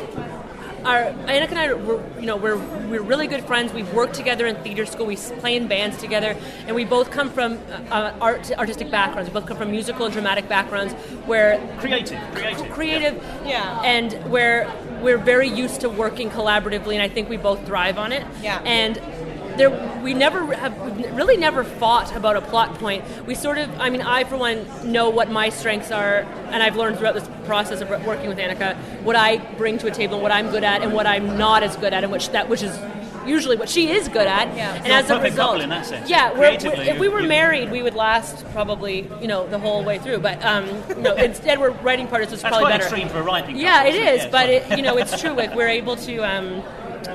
Fill in where the other person leaves off. Yeah, exactly. Yeah. It's amazing. We've never had any major disputes about this show at all. We're usually, like, I'll think it's one way and Barb will suggest a different way, and I'll be like, yes, you're exactly right. I just couldn't think of it on my own. Yeah. Well, yes, it's soundboarding off each other as well. Exactly. But it's a musical, not just a narrative. No. And so... Well, it has a very contemporary feel, very crisp, actually. The songs are as taut as the narrative is steely. It's like a spring, I think. So in that sense, there's a perfect marriage between the tone of the piece and the music. Content dictates form, as Sondheim says. Yes. And we all know it now. We bought the books. But it's true, and it's been very interesting, actually, at this Fringe in a slightly more wide sense, that, your show, it seems to me that you've picked the right form for your content, and there have been one or two shows, which I'm not going to name, where you sit down and you think, well, I can see the story and I can hear the score, but I really can't see why you made the decision that this style of score was appropriate for this style of story. Yeah. Right. I'm not going to name one, but I saw one yesterday which was about the inner life of an Edwardian gentleman in Britain, in 1910 or whatever, with a sort of driving rock score, and it didn't quite fit. Right. That's not to say that you can't make these things work, but it was written in such broad. The score was broad, and the narrative was filigree, right, and there was a mismatch. Where yours doesn't have that at all. It's just perfectly pitched for what it is. But how would you describe the tone yourselves? I suppose is what I'm very slowly and laboriously getting of the to. music, Yeah. you mean? That's a tricky question. Because you play in bands, you said that. Yeah. As well. Yeah. We've basically written the music that we like, first and foremost. And we've got influences, mostly in musical theater, and then a lot in folk rock music, which is the kind of music that we play in our bands. So we were stealing from, homaging. Yes. We were homaging. That's a better word for it. We were homaging, the Beatles and Joni Mitchell and Carole King and... Oh, right, okay. And that's a broad spread already, isn't it? Yeah. At the same time, drawing from Sondheim, our idol, and many other musical theater greats. And in a lot of ways, what made it, as Annika and myself as partners have worked well, because we have we both studied sort of classical singing growing up in sort of, those sort of very strict children's choirs, and then, like as I said, our families, my father's a musical theater composer himself, and my mother's a artistic director of an arts program, and Annika's parents are both very successful professional musicians. So you've lived and breathed. We've lived and breathed this in all their forms, by the way, by the sound. Yes. In full range, from classical to contemporary, from musicals to folk. Yeah. And the main thing, and I think that this goes with any sort of writing, is that the form in terms of the style of musical theater itself is not the point. The point is what makes a good song, regardless of the style. And we know that the purpose of a song in a musical is to further the plot. The most important plot moments must happen in the song, but the style of music is not restricted to what we could perceive as a contemporary musical theater form. So we're picking. We like the sound of I've used this before, like a Paul McCartney melody, because it's one of the most beautiful melodies. But we put our the plot with it into that melody or whatever. So it doesn't need to be so restricted by sounding like musical theater. No, but what it does. When I say this, this is a compliment. I could tell from the first few bars of music that I was in the hands of, well, I knew I was safe. Yeah. Because, by which I mean I knew it wasn't going to be an appalling piece. I knew it sounded professional from the start, and it sounded very much in the range of, when I say, I mean, it did sound to me like contemporary musical theatre. Yes. At its best, contemporary musical theatre in itself isn't a style. No. It's a genre that incorporates lots of styles, which I think is my understanding of what you're saying. Yes. However, there is a professionalism to it. There is a sense of getting across the point you're trying to get across in a way that is pleasing to the ear in some way. I mean, that's such a broad way of describing it. But if it were wrong, I suppose it's easier to get something wrong than it is to get something right. And it's easier to describe why something is wrong than why something is right. Yeah. And I can assure you it wasn't wrong. So we'll sit with that, shall we? Another thing that has really influenced the way we've written this is the fact that we've performed in the show. Now this is the second workshop. Well, this is a production. Previously we did a staged workshop of it when we were actually playing the opposite roles. Oh, really? And so you're now playing Sheila, who's the bride, who's found mopping up, essentially. Yes. Mm-hmm. And you're one of the guests. The sassy best friend, Yeah, the one who's really keen for the party to take place. Yes. So last time we did it, we switched the roles around. Yeah. And it was a huge part in realizing whether a song was right or whether it wasn't. Because when you're inside it, you can totally tell if it feels right. Because music is so incredibly evocative. If it's not hitting it on the head, then you know it's wrong, especially from the inside. But I love the fact that you use your acting skills to then reinvestigate the characters you've written. And I love the fact that you can swap. Yes, that's been handy. No, but really that's something that you've got, which I think very few other people have got, actually, if you don't mind me saying, because you can then play each other's characters. Yeah. And you'll bring them out different things, but you'll also have different interpretations of different understandings, and yet at the same time, similar understandings. I really like the fact that you can explore at levels that perhaps other people can't explore. It's a pretty great exercise as writers to have to interpret your own material, and not just the role that you relate to the most, but put yourself in any role. Yeah. I mean, we're writing boys as well, and a middle-aged man, and that's that's more of a that's challenge. been more of a challenge for us to sort of get out of our when we were in our early 20s, like our early 20s idea of what adults were like and everything. That was a bit of a challenge. A middle-aged man? Not yet. I plan on being one day. We all want to go. We will probably mature into one eventually. But we've also, we have to give credit to, we've had an amazing group of people that have mentored us through this, and mostly our family, and everyone's been extremely generous with their time. And what Annika and I, what we're pretty good at is we're able to cut our own material, and we're not too precious about it, and which is a very hard thing as a writer. That's the hardest thing as a writer, I always think. It is the killing your babies thing, isn't it? Yeah. That Twain, I think, said. Yeah. But he's absolutely right. It's hard, but actually you do have to make it better by cutting correctly. Exactly. Yeah, and it's knowing what to keep as much as knowing what to cut, but knowing when to cut is important. Are you good at that? Yes. I think we're really good cutters. Yeah. We had to get really good at cutting for this Fringe festival because... Limited time. Oh my goodness. That's been hard. A real challenge. And that must be very difficult when you've got such an intricate plot.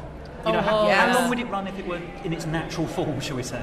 There'd probably be another half hour on it. At least, yeah. It's about an 80-minute show, I think, in its full draft. That's interesting. I mean, it didn't feel like anything was missing from the version I saw. That's been the interesting thing, because we started... Last year, we actually did this in a festival in Canada in a 2-act version. Really? Yeah. And it was really long then, like an hour and a half, too long. And it was from that draft that we whittled it down to this one, and we thought it would be almost impossible, but we haven't really... I don't really miss anything that we miss. But when you boil down a good stew, you get a beautiful, rich residue. Yeah. Exactly.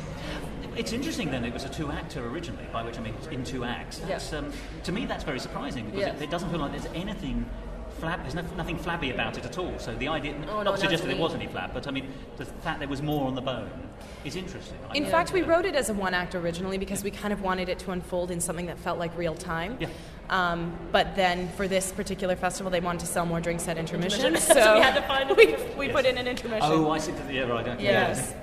No, whereas in Edinburgh, they just want you out within the hour. They want you out. Yeah. We have learned that. We've learned that, that's for sure. You've got a lovely, easy-to-strike set, though. I mean, you've got... I'll tell you what, just by having a door in the background, you've got an almost infinite room, haven't you? You've got a front room and a back room, and I love that. It also gives you that... Just mechanically, I imagine if I looked at a flow diagram of the people going in and out in terms of it to release certain characters to reveal more of the plot, you've affected that with a simple door. Who's going in to clean the blood off the walls at the moment, let's take it in turns, and you've got the perfect device for having different combinations of people in front of you. I mean, it's as plain as the nose on my face, and yet at the same time, it doesn't feel obvious at all. It's beautiful. It's beautiful. The bathroom, it's funny because the bathroom has always remained, it always was clear to us immediately that we needed a bathroom and that we should never see inside the bathroom. Oh, no, you're right. And that was always because we wanted the people's imagination. I think that was the first choice we made. Yeah. And also, you've got one of your characters, one of the other male characters, is a medical student or an intern, isn't he? Yes. So, and he's able to then describe it, which also, you do get the gory without any of the red, almost, if that makes sense. Like Hitchcock. Yes, exactly like Hitchcock. Don't necessarily show the, build up the anticipation, but never release. Exactly. Yeah. Gosh, you do know your stuff. That's very good. Yeah. Now, what songs have come and what songs have gone? Is there anything that you... Obviously, the version you've got at the moment is taut and lovely and wonderful, but is there any song that you wish you'd been able to keep hold of? No. No. You are good cutters. There's certain, you don't just kill your babies. Yeah. You exalt in their death. Exactly. We forget them. Yes. We throw a party when they're dead. Just kidding. A bachelorette party, by any chance? Yeah, right. There's a few verses here and there I'd like to put back in songs. I'd just like to have some more breathing room in the music. Yeah. The only song that we fully cut is an epilogue that actually existed in the first couple drafts, where the characters would come back on stage and sort of break the fourth wall and sing to the audience about the moral of the story in a way. But as we got further into the tragedy at the heart of this story, it became clear it was completely inappropriate to do that we had to leave them in the world of the story and leave it at that, and let the audience draw their own conclusions. Mm-hmm. I've got a question for you on the narrative, if you don't mind my asking, because it struck me. It's very Hitchcockian, but at the very end, it seems to me, and you can tell me I'm talking balderdash. It has been known that you had two options, or you could have had two options. You could have had the revelation of a betrayal, which would have been a cold heart, like a good Hitchcockian ending at one level. Certainly of his earlier films, where I'm not going to say the names of the characters, but there is an opportunity that somebody has perhaps could be interpreted as having betrayed somebody else, and those people could find out that they were being betrayed, and then that could be your ending. So you've got the hard-hearted, the audience go home shocked almost, and then you've got the more emotional ending, which is, and I don't use any of these terms in a pejorative or a positive sense, just which is the one that we actually got, at least my interpretation is, where you actually get some of the backstory about how characters have got to the emotional and intellectual state that they have in order to carry out the actions that they have, which brings people together. I mean, there's no wrong ending or right ending. Did you ever have that discussion? Do we want to have a cold count, dial in for murder ending, where the people go away going, oh, or we've got the justification ending, which still makes absolutely everything make sense, but puts a totally different twist on it again? I think the thing that was most interesting to us in this twisted plot that we had constructed was why the characters would do what they did and how they would possibly deal with this situation. What the friends would do in this situation, what we would do in this situation, how it came to be. And I think it was very important for us to explore that. Yeah, it was definitely initially meant to be more sort of a cold, hard ending, like a Hitchcock, like da-da, and get out. And as we were writing it, and because we're actors and our imaginations got the better of us, we really started to be saddened by what was going on, and would cite different specifics or examples of our friends. And what if, Matt or something did this, or what if Talia did this, some of our friends, and what would we do? Yeah. And how would it feel? And what, we... I hope, by the way, that never happens to you both. I really hope once so. in a family's enough. Yeah, right? I know. But, what would we do if we were in this situation? And then again, we ask, what do friends owe to each other? And also the pressures of being... establishment is a big part of it, and being married, and for a woman what that means, and us as women we wanted to sort of tell reputation and yes, it's not stuff. Just your own destiny that's in the balance by what decisions you make. It's actually other people are involved. So it's what these group of friends do, and the implications it might have on loved ones and nearest and dearest, and reputations and work and career and goodness knows what. Right. Exactly. Because we aren't islands, are we? As I believe John Donne famously put it perhaps a little better than I did. And also, what I forgot what I was going to say. Well, you were talking about reputation and marriage and what it means to friends, and you've chosen the emotional road because you've really sort of fallen in love with your characters, really, in a strange sense. We had fallen in love with our characters. Oh yeah, we love them. Yeah, we love them a lot. We feel for them so much. All of them? Do you love all your characters? Because, the two chaps and the two lasses? Oh, yeah. Yeah. Oh, you do? Right. Yeah. I mean, Sheila's, it's a much more complicated relationship we have with her because that's, I know what I was going to say. Yeah, for all of the characters, it's, we're sort of getting in touch with the ugliest sides of ourselves, like the greed and, what money does to people and what pressures and what sort of societal pressures for women or whatever make people do. And we sort of had to explore in ourselves, the possibility that we could do these things that, on the outside would, are completely judge. unconscionable. Yeah. How could you, the money, how could you take the money or whatever? But, if you did find all that money and there was no way of tracing it back, would you take it? And then we are all responsible, and they all are responsible in the end. These are good philosophical questions, Yeah. aren't they? This is you're in a trap, you're in a cave full of rising water, and the person in front of you's got stuck. Do you hack them to bits in order to save a large number of people or not? It's cleverer than that, but it is that kind of moral dilemma that at all stages, everyone has at some stage had a bit of a think about. Yes. And it's quite often given up thinking about it after trying, And we wanted to let the audience see our characters think about it a little bit, rather than just leaving it at the revelation. Oh, yeah, for sure. Do you think there's a sequel in it? People have asked us that before. That. They want to see, the wedding reception. I know, see what and happens. see how bad it goes.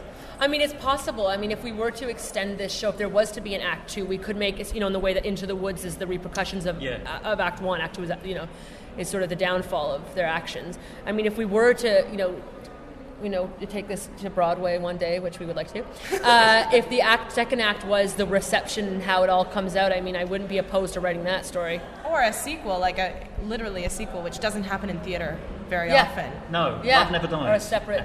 Yeah. But there are better versions. Yes. Oh, High School Musical 2. Yes, High of School course. Musical 3. Oh, how could we forget? Yes. Annie Warbucks, a sequel to Annie, which wasn't a big hit. That's right. That was there was Annie Warbucks and Annie. Poor old Charles Strauss wrote two different sequels. Yes. Yeah. Really? Yeah. And then there's the Disney sequel, which is Annie 2, which isn't Annie 2, the musical version, although I don't think it's a musical at all, Annie 2. Yeah, so, and then there's a Bring Back Birdie for Bye Bye Birdie. Yes, I know that Charles one. Strauss, your Yeah, Charles Strauss back catalogue. He's a lovely man if you ever get to speak to him. Oh, I'd love to. Sorry, we digress. No, that's all right. But no, seriously, there is a sequel in this, or as you say, an Act 2, potentially, because I like the fact that as the characters are faced with the moral dilemmas that they are faced with in the piece as it stands, they don't all react the same way. One of the characters has to be persuaded very strongly, and you feel that he's still not comfortable with it. And that already gives you tension. And right, here's a better question then, perhaps. These four friends, will they still be friends in 5 years' time? This is a question we've asked a lot. We think no. No, yeah. We think not even the next day. We think, this is it. And partly what we develop a love story in here. We develop our the gay character who sort of becomes sort of more confident, takes charge in a certain way. All these sort of wonderful things happen to our characters, but because of what happens, we think we could never see each other again.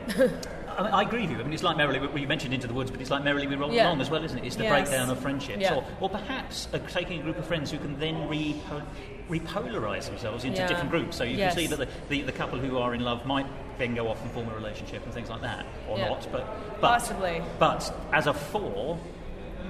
maybe not. Yes, and that's one of the tragedies of the show. It is. Oh yeah, and the loss of friendship in some senses is. I was talking about this with a cast of Merrily, which is up in Edinburgh this year. Oh, no way. This very issue about as friendship is something that we've all had, and in some ways is more sustaining and certainly long lasting than many romantic relationships. Certainly. And also comes in different combinations, 1s and 2s and 3s and 4s. So there's more variety in it. In some senses, the loss of a lifelong friendship can potentially be more saddening, at least in the longer term. It leaves a bigger scar, even than a failed relationship, I think. And that gets neglected all the time in popular culture. Popular culture. Yeah, where it's love.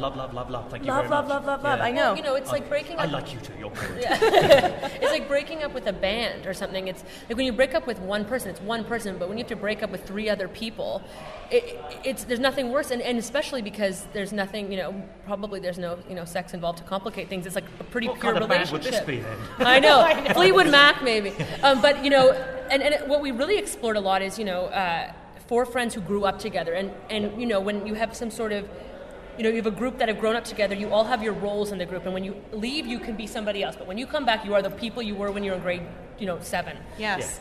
And in yeah. the same place where they were, because they go back home for it. And that was a real theme for us, was coming home and what it does when you come back. Whether it's, Annika's from a smaller town than I am, but whatever. When you come back to your home group or your home base, what it does to you emotionally, it makes people go pretty crazy.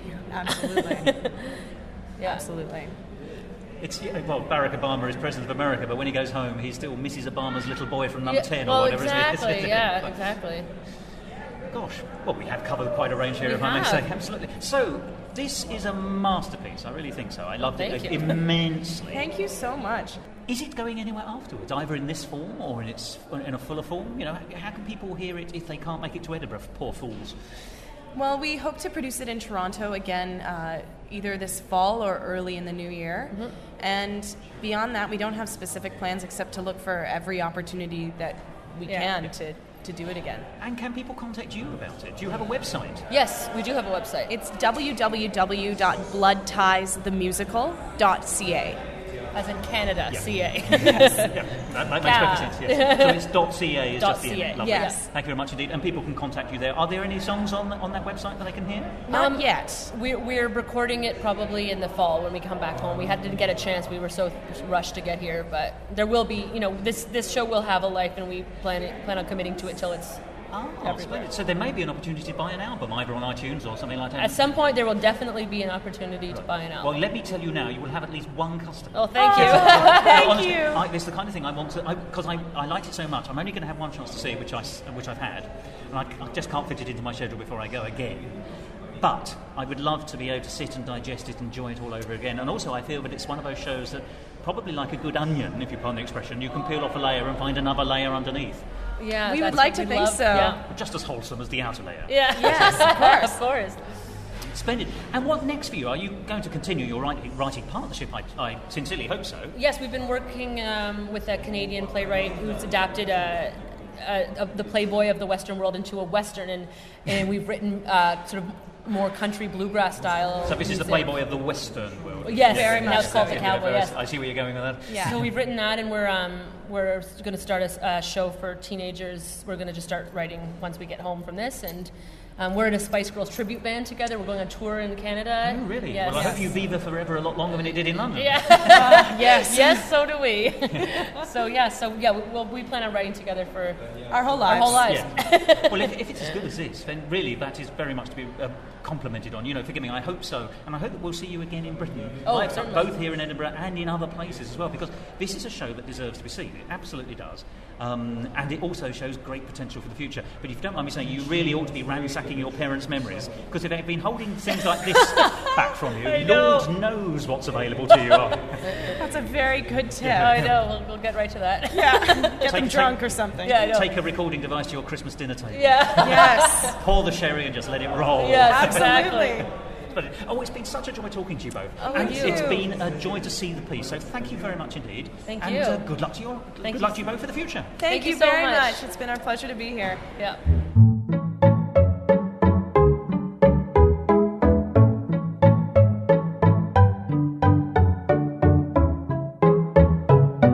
Musical talk. Well, that was Annika Johnson and Barbara Johnston, the people behind Blood Ties. And if you get a chance to see that show, I strongly recommend that you do.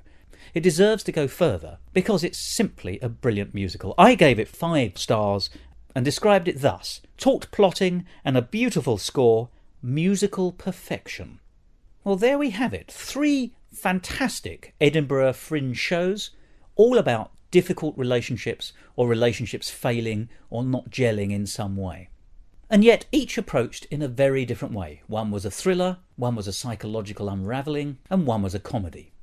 I'd willingly see any of those 3 shows again, and I hope one day to do so. Remember, go along to their various websites or contact details to find out more about the people behind those shows. Well, that's it for this week's episode of Musical Talk. Join me again next week when we'll be hearing more in-depth discussions about several fantastic musicals that you could have seen at this year's Edinburgh Fringe. But before we go, there's just a chance to hear one more song from Ben Hales's Adam and Eve the Musical. And pleasingly, there's just a little bit of recorded action to set the scene before we go into the song. So enjoy this, and I hope to agitate your ears next week as I make noises which your brain will interpret, possibly quite loosely, as faintly intelligent conversation on next week's episode of Musical Talk. But until then, may I wish you a good week, and I hope you enjoy this final song from Adam and Eve the Musical entitled Sexual Love. So you may wish to pre-warn any maiden aunts or dowager duchesses who are listening to this programme with you. Goodbye. Oh, he keeps telling me I'm hungry. It's just a metaphor. What? He's talking about love, Adam. Love. Sexual love. I'm talking about love, Eve. Love. Sexual love.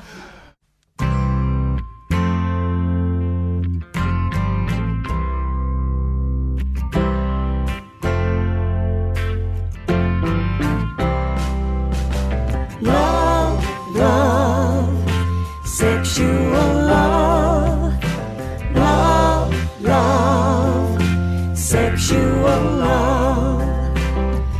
Oh, baby, baby, there's something seems to pull us together. Oh, maybe we can find ourselves a new kind of pleasure.